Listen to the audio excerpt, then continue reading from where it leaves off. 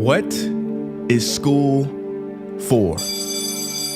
Feel free to call me slow, but I spent 16 years going to school, and I still don't know. When I finished, I didn't know how to do my own taxes, purchase a home, or apply for a loan. I didn't know a thing about investments, building credit, or getting a job. I graduated at the top of my class, and what did I have? This fancy diploma to sit at home with my mom. But luckily, they did teach me some important skills like factoring trinomials and how mitochondria is the powerhouse of the cell. I'm so happy I remember the Pythagorean theorem, because it helped me a lot.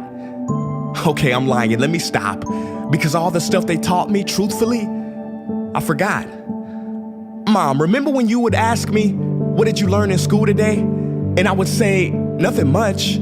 I wasn't being modest. The truth about it, Mom, is I had already forgotten. And it's not just me. Millions of students sing the same song.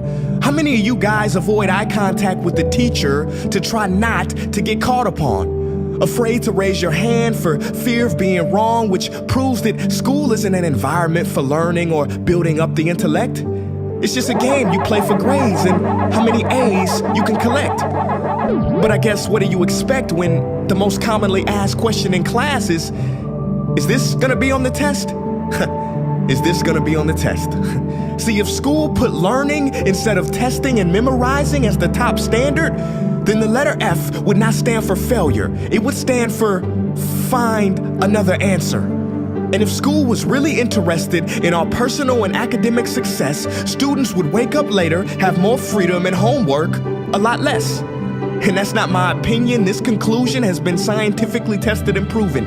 And any teacher that doesn't believe me, feel free to check my works cited page to inspect. Oh, and I did it in MLA format because I know that's all you will accept.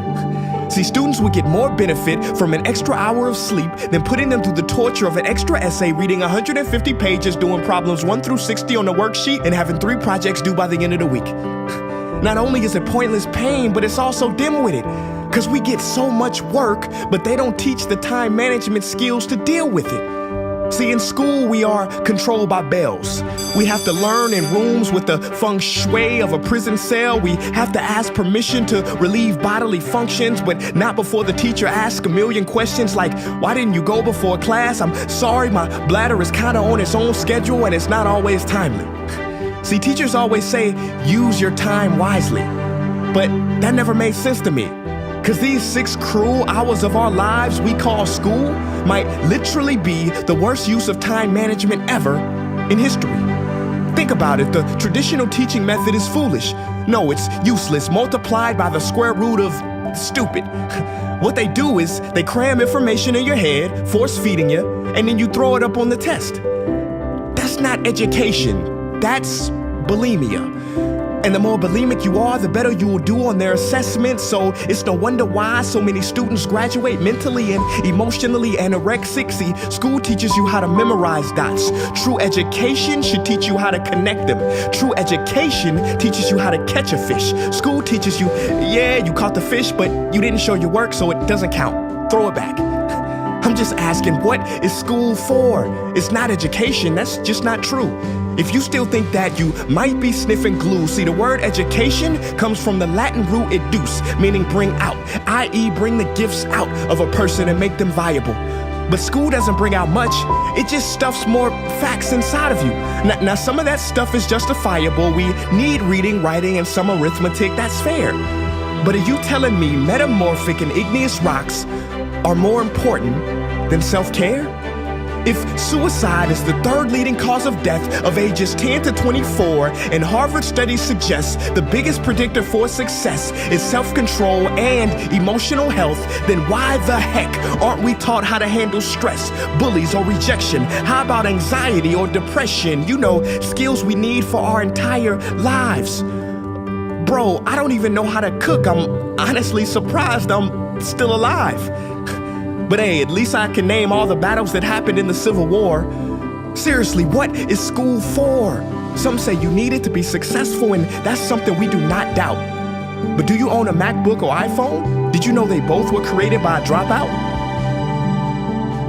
Are you watching this video on Facebook or YouTube? Doesn't matter which you choose. They both were created by dropouts. Ever use Snapchat, WhatsApp, shopped at Whole Foods? Well, thank a dropout. Does your home furniture come from IKEA? Okay, don't get the wrong idea. He was not a dropout. Don't be a fool. I mean, how could he drop out?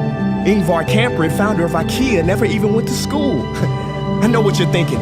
He's just picking and choosing. There's millions who didn't go to school that aren't successful. Who is he fooling? And you're right.